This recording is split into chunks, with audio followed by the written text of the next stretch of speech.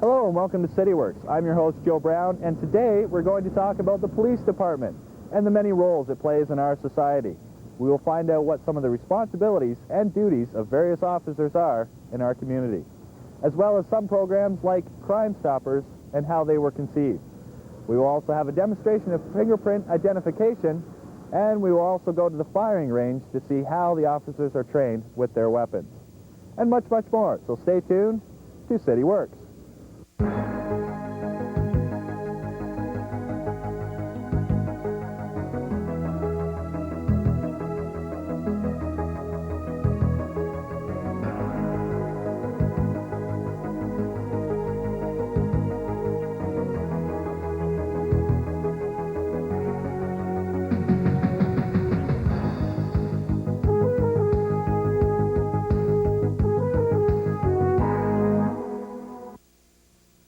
Welcome back to CityWorks.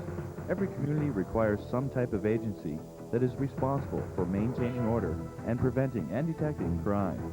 This agency is generally referred to as the police department. This department has been an important part of society for many years. The St. Thomas Police Force was established around 1875. I'm sure the local historians could pinpoint that a little closer, and it would appear that at that time an act was passed that required municipalities to form police services for their communities. At that time, in 1875, James A. Fewings was appointed the chief constable, and he was in fact the first chief of police. At the time the force was established, there was one chief, one sergeant, and two constables.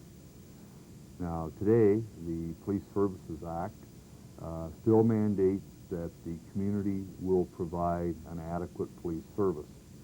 Just recently we've heard that there are various options available to municipalities in order to do that.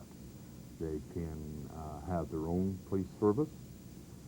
They can contract the responsibility out to another police service, or we believe that they can amalgamate with existing police forces within the region to provide that adequate service.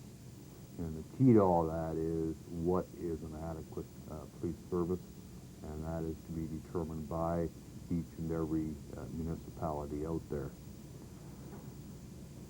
Today, many years later, there are presently 50 sworn members in the service and 10 civilian members in the service for a total of 60.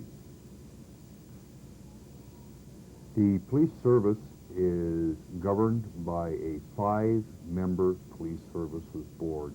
Presently, there are 2 members appointed by City Council and 3 members appointed by the province of Ontario. Now that too is going to change this year. The change will see that City Council will appoint 2 members from Council, 1 member from the community, and the province will appoint the remaining 2 members. So we're coming into a time where I think we're going to see a lot of changes in policing as we know it. So I think we're certainly going to see a lot of changes coming up. The person who is in charge of briefing and supervising the duties of the staff takes on a tremendous amount of responsibilities. This duty falls on the staff sergeant. Well, the staff sergeant is often referred to as a watch commander, or the officer in charge. We perform supervisory duties somewhat within the police department. We coordinate activities of various platoons, criminal investigations, and other personnel that deliver services within our organization. We're the officer in charge of the police service itself in the absence of senior officers. Presently, there are 3 staff sergeants on duty here at St. Thomas Police Service. We ensure proper charges are laid against suspected violators and ensure that evidence is prepared and documents are ready for court. Staff sergeant conducts initial investigations as a result of a citizen's complaint.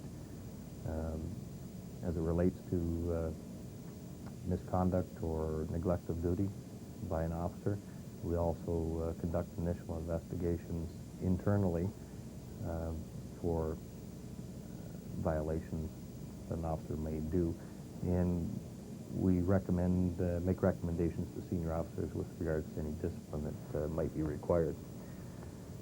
We compile and submit reports as required, and we testify in court and give evidence when required. We check logbooks and reports submitted and compiled by personnel to ensure the proper recording of information and make sure the charges are appropriate. The staff sergeants administer all the St. Thomas Police Service Board bylaws. We look after those areas. We're responsible for the lockup facilities here at the police service. We have one general population bullpen, or drunk tank that we call it, which would house about 8 to 12 prisoners at any one time, plus there's 7 individual holding cells as well. Because the police are in contact with the public every day, it is necessary to have someone who can go out and answer questions and educate the public on police matters. This is the Community Relations Office, and this office includes public relations, crime prevention, and school safety programs. We're very involved in schools.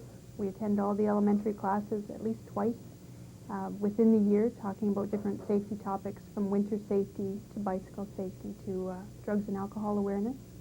We also attend the high schools and talk to them about any subjects they need to be spoken to about, and we talk about the role of police in society, provincial offenses, or the court system. We also implemented a new program this year on drinking and driving, and that's aimed at the grade 11 group. And we work with different community agencies in implementing that. The hospital, the ambulance attendants, health unit, the OSED students. I'm also a liaison person for block parents, so I take the message of how to use block parents to the schools, talk to junior kindergarten, senior kindergarten, younger grades. We deal with neighborhood watch and getting citizens involved in crime prevention. We also deal with crime prevention for seniors and do a lot of public relations that way on different scams that are going on around town. We act as a resource center for a lot of groups, Child Find, the Alzheimer's Association, and the health unit. The police cannot be everywhere all the time, and when a crime takes place, often someone out in the public can give information to the police to solve the crime. The Crim Stoppers program originally began in Albuquerque, New Mexico, back in 1976. A police detective there in Albuquerque was investigating a murder of a young man at a gas bar, and he wasn't having any luck solving the investigation. He did a reenactment on television and asked for people to call in with information. In less than 12 hours after the reenactment aired on the TV, he had solved the crime and a person was in custody. He realized, and the Albuquerque Police Department realized, that something like this could really do things for them. And the program began then and has grown since. It actually came here to St. Thomas in 1988. Constable Glenn Hodgson was responsible for bringing it to our police department, and he was the first police coordinator. There's been 6 police coordinators since that time, and it's a full-time position within the police department, and it operates 24 hours a day. When a criminal investigation takes place, it is the detectives within the police department who seek out information and clues to solve the crime. Our unit consists of 3 detective constables and a working detective sergeant. We work on the more serious crimes, things that take time to investigate. A lot of times uniforms will take the initial call, and because it takes time to investigate, we need to interview a lot of people. Those investigations are usually sent back to us. We do investigations like child abuse, sexual assault, if there was a homicide, arson, basically anything that takes time to interview people. And I think it's important, especially with dealing with children, too. Sometimes children can be a little bit intimidated by the uniform, and you can build up somewhat of a rapport because we are in plain clothes. You're not quite as intimidating or threatening. Within our unit, there is one intelligence officer in which he's involved with something called the CISO, which is Criminal Intelligence Services of Ontario. He keeps us updated on what's going on with that, and we also have access to Interpol if we were conducting an investigation that we felt may be international. It takes a little bit of time to get that information, but we can get it if we need it. As you can see, we don't wear a uniform. We do carry a badge that if we had to identify ourselves, we could, but at the same time, we wear a badge, so if somebody was to see our firearm or our pepper spray, they know that we are with the police service. I found it's really worked out well when we investigate sexual assaults. When we enter the hospital, the doctor knows who we are, the victim knows who we are. A lot of times you show up in plain clothes and they might think, hey, are you victim's family or who are you? So that helps us identify ourselves. A communication or dispatch center is necessary so the public can call the police for help or information, and the station can keep in touch with officers in the field. This is the nerve center of the St. Thomas Police Station, our communications center. From here, we monitor all the goings-on in the buildings, in our holding cell facility, general security about the building, and the security garage. All telephone calls coming into the police station come through this area. Our civilian radio operators, there's one assigned to each duty shift, maintain contact with the public through the telephone system and maintain contact with the police on the road through our radio system. We also have a computer-assisted dispatch network, and we're tied in to the Criminal Information System Canada-wide through our CPIC terminals. When a call comes into the police station, the civilian radio operator would take that information over the telephone, make an incident, and dispatch an officer. She would keep track of where that officer is, what's going on. If the person needed more assistance, she would dispatch more assistance. We also maintain contact with the Ontario Provincial Police through our radio system, and we have a backup radio system for our fire department. We monitor the fire calls so that we can lend police assistance in our capacity as police officers when necessary. This is a very, very busy area, and the staff that maintain and work in here are really occupied their entire duty shift. There's a lot of telephone calls that come through here. There's a lot of radio traffic, a lot of computer work to be done. The communications staff in the comm center for the St. Thomas Police also serve the public over the front window. People coming into the police station for a variety of things, maybe asking for police assistance, directions, help with a court matter, what have you. People in the comm center would look after them and do whatever they have to do to try and help them through whatever the problem is, put them in touch with a policeman, get them up to the courts, whatever it is. This is a very busy, busy area. There's a lot of telephone calls that come in, a lot of radio traffic, a lot of people that come in requesting some sort of police assistance. A typical call that a dispatcher, civilian radio operator may handle would be a mischief-type complaint. Damage to a vehicle, damage to some sort of property. Person would call up. Perhaps a policeman would be necessary to go. Not every time is it necessary for policemen to attend, but a police officer would be sent, they would do a report, and the case would proceed from there. Thefts, noise complaints, disturbances, those are the routine day-to-day type of calls that we handle. They come all through the dispatch center over the telephone system. It's unfortunate that some people choose to drink and drive, and this possesses a hazard to the public. Breathalyzers have been created to catch drunk drivers. I'm one of 6 breathalyzer technicians in the St. Thomas Police Service. We've all received our training at the Centre of Forensic Sciences in Toronto, and we've all been appointed by the Solicitor General, and so that we're able to perform breath tests. These are some of the instruments that we use in order to help us do our job. We have 2 breathalyzers. This is a breathalyzer model 900A, and this is the one that stays at the station all the time. This gives you an accurate reading. Actually, it gives you a specific reading in blood alcohol concentration. course, anything that exceeds 80 milligrams of alcohol per 100 milliliters of blood is a criminal offense. These two devices here are roadside screening devices. These replace the old alert, and these are taken by the officers and the cruisers when they go out on the road for a tour of duty. This one, actually, a beat officer could use it. It sticks nicely in a winter coat pocket. What these instruments do, this is an Alcotest GLC, and it's a roadside screening device, and it gives the officer a reading of either pass, warn, or fail. Of course, if it's a warn, they get a 12-hour suspension right on the spot.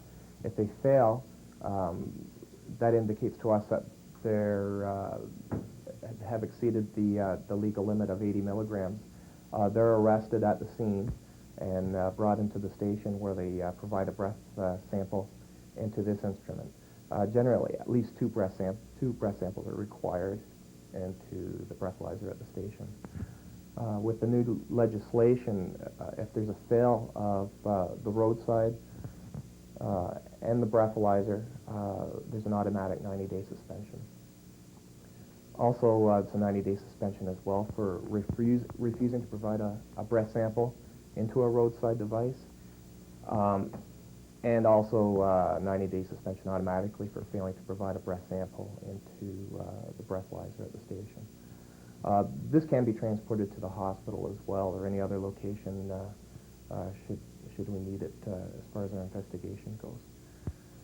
Last year in 1996, we had 264 impaired charges and 21 refusals. So it's a substantial number, but it's of course it's important. It's a safety issue that the police keep on working on. Drinking and driving, it's a problem in every community, and it's important to keep the roads safe. Evidence can play a key role in a criminal investigation. Fingerprinting can lead the police to a suspect or indicate who was in an area or touched the suspect items. The St. Thomas Police maintains a forensic identification unit. We have one full-time forensic identification officer and 4 scene-to-crime officers.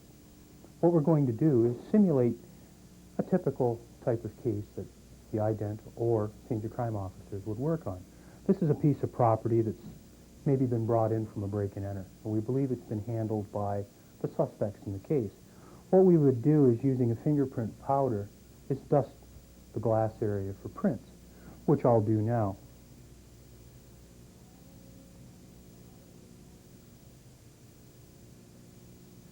And, as you can see, there's some very nice fingerprints coming up.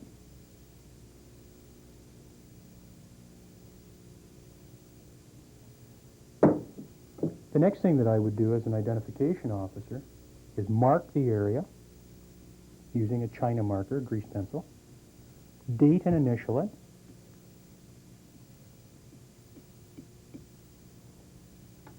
then I would photograph this. Next, I would clean the area with another brush that would allow me to take out the extra fingerprint powder. I would then examine the prints just very carefully to make sure that I had them well developed. The next thing I would do is prepare to lift them using a special fingerprint tape. We could take the tape, stretch it out, put it over top of the fingerprints, like so, lift them off of the glass surface, and deposit them on a fingerprint card.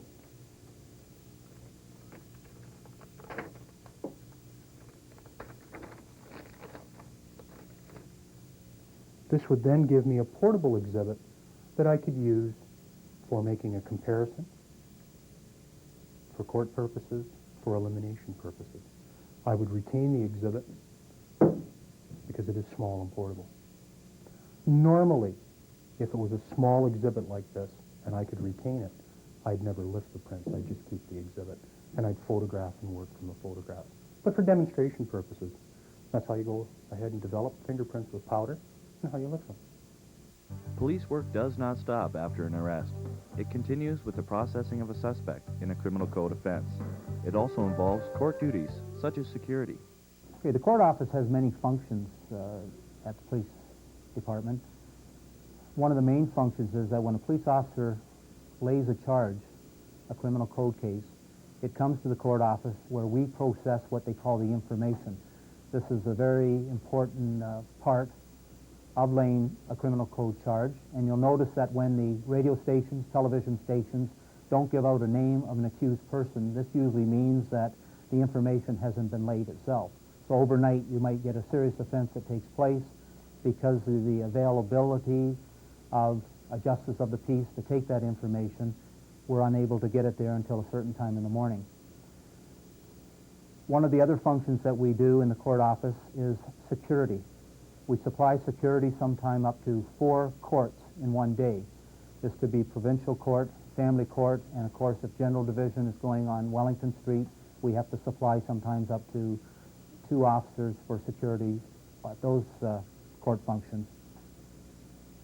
We have a total of 4 people that work in the court office. We also have 1 OPP that works with us. The function of 1 court officer is to do security. We also have 2 civilians that do an excellent job in preparing the paperwork for court functions. This is the first year that we have laid over 2,000 criminal court cases. This was in 1996. We dealt with 1,388 prisoners, and we now have a joint system going with the OPP whereby they supply the 1 officer and we supply 1 officer to pick up prisoners from different facilities in London that are in custody. These people will be brought over to the St. Thomas Provincial Court, and the OPP supply the officer that runs the prisoners from the jail section up to the different courts to talk to the lawyers and, of course, the proceedings that take place in the court. We then supply a court officer to do that security in one or either court that the person in custody will be attending. Like other provincial and federal police forces, a municipal police department requires vehicles to patrol, get to an accident or crime scene, or transport persons or material. St. Thomas Police operate 5 marked police cruisers, 2 unmarked cruisers, a full prisoner escort van, and a community services van. With our cruisers, we're covering 17 square kilometers of community that we police, and of that we're driving approximately 180 kilometers of highway in and around the city. Our marked cruisers have a full set of roof lights, and with those roof lights, they're primarily used for notifying other vehicles on the road if we want them to pull over, either for making a traffic stop or to get out of our way because we have to be in a hurry to get to an emergency call. I'll demonstrate the roof lights to you, and as well we have flashing headlights in the front of the cruisers that also warn motorists, advise motorists that a police cruiser is behind them trying to pull them over or wanting them to move out of the way. All our cruisers are operated with an in-car radio, as well as the officers carry a portable radio. The in-car radio has several channels which allow us to communicate with each other. As well, we can operate on a common channel which allows us to communicate with police services in the area that aren't on the same radio frequency as the St. Thomas Police. Each of the marked police cruisers are equipped with a screen. That screen separates the area where a prisoner would go while being transported into the station and where the officer who's operating the vehicle. This is primarily a safety factor as well as a factor in terms of escape risk. It reduces the likelihood of a prisoner escaping while they're in custody, and it also provides a greater safety factor to the escorting officer. If we have a rather unruly or agitated prisoner, this provides us with some amount of security, and as well as anybody else that might be in the cruiser at that time. Police work can be very dangerous. It is required that a police officer be trained in the use of firearms. A firing range is provided for officers to practice on.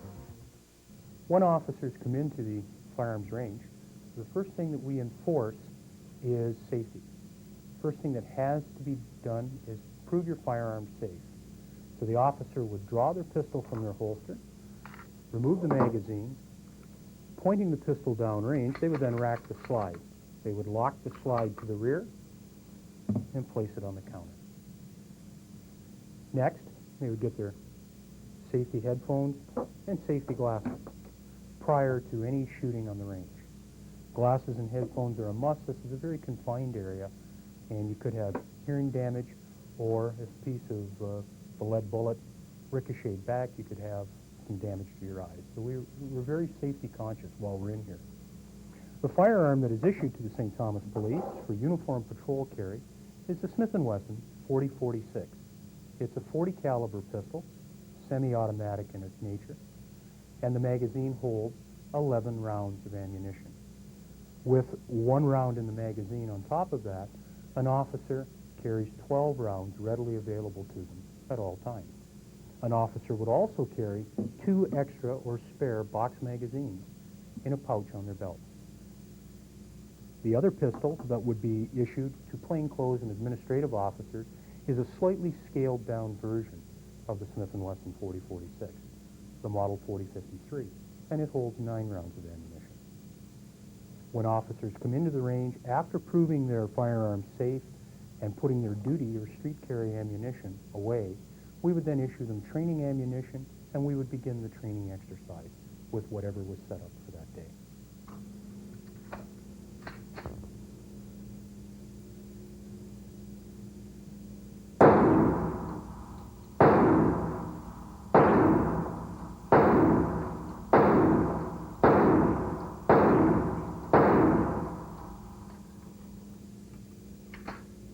From early Rome, when the military was used as the guardians of peace, to present day and modern technology, where we have seen the police department do more than just arrest criminals. They are very active within the community, promoting safety and public order. I'm Joe Brown. Stay tuned next week for another episode of City Works.